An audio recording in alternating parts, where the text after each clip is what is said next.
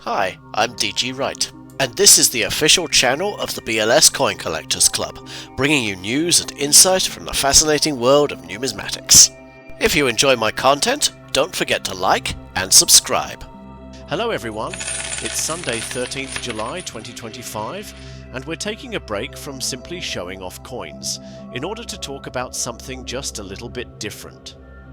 Today we're focusing on a specific moment in numismatic history. We're talking about George V pennies and the modified effigy.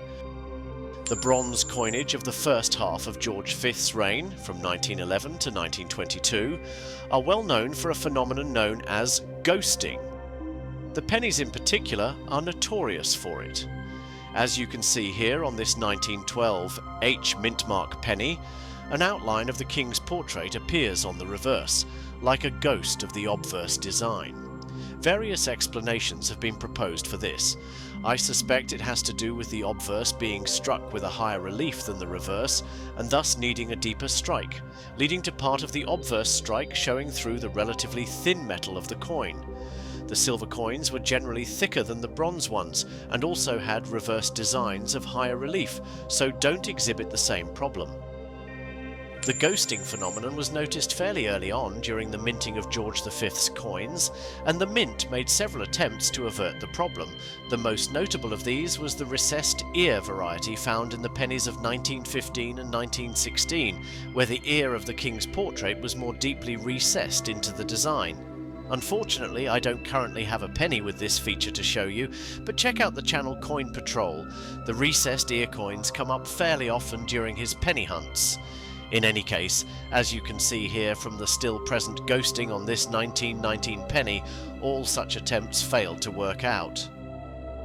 This 1921 penny is an excellent example of the coins issued with George V's early portrait. While no ghosting appears on the reverse, you can see the portrait in great detail here, and it makes a good point of comparison with the later design. The modified effigy was first designed in 1922, although very few pennies were struck using it in that year, and examples of them are extremely rare. No pennies were issued in 1923, 24 or 25, while most 1926 pennies bear the original portrait, although some scarce examples exist using the modified effigy, and these are now worth a considerable sum.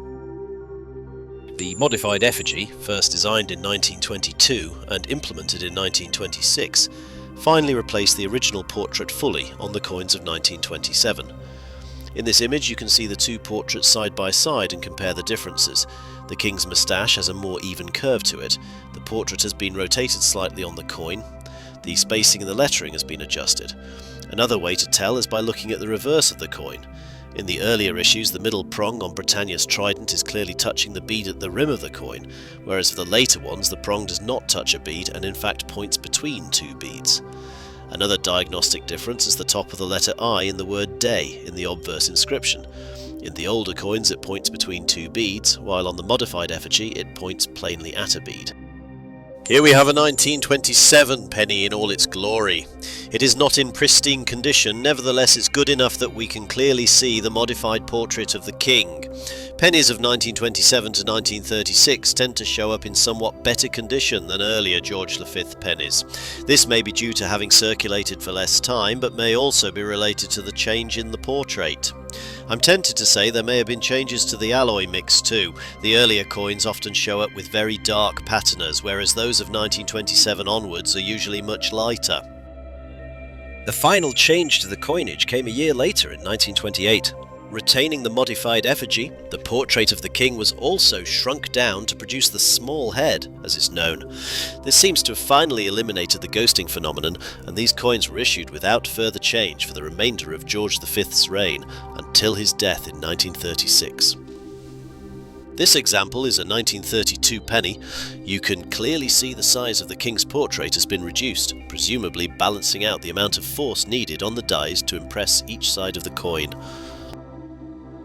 Of course our video wouldn't be complete without some new coins in the collection. What we've got here is a lovely 1916 florin, a sterling silver coin This one is particularly special for one reason: it completes a major milestone in the florin date run I've been building up. I now have every florin from 1911 to 1970, needing only the florins of Edward VII to complete a full 20th century date run. My florin collection has come a long way in the last year or two. Before then I had only a single silver florin, 1921, for over 30 years. Working our way backwards a bit now, we've got a 1910 florin. The last year of Edward VII's reign, his florins feature a unique reverse design, a standing Britannia designed by George William de Sole, making this one of the most fascinating and beautiful designs on a British coin. This marks the starting point of the next date run, working backwards to complete first a full 20th century run, then coin by coin to add Victoria's florins until I have one of every date the florin was struck. Even further back now we have this 1843 threepence. While heavily worn, it fills a gap in the date run. Featuring the reverse design by Jean-Baptiste Merlin that would be used up until 1926 and to the present day on the Maundy threepence coins, 1843 is a scarcer date, even for the early Victorian pieces, which are often harder to find. In this condition, however, it's a date filler until I can get a better example. Even further back, we have some truly new additions to the collection. This is a 1724 halfpenny. While I have various copper halfpennies and farthings, I've never added any coins of the first King George to my collection until now. These are rather more scarce than the later copper coins of George II or III, and correspondingly more valuable, but I got all three of this episode's George I purchases for good prices. Travelling a few more years further back, this is a farthing of 1719. This was the first year of George I's second copper coinage, using a larger flan, the blank pieces of metal on which coin designs are stamped. These coins are all, of course, in heavily circulated condition, normal for this era. It's rare to find a coin of this vintage in better than fine condition.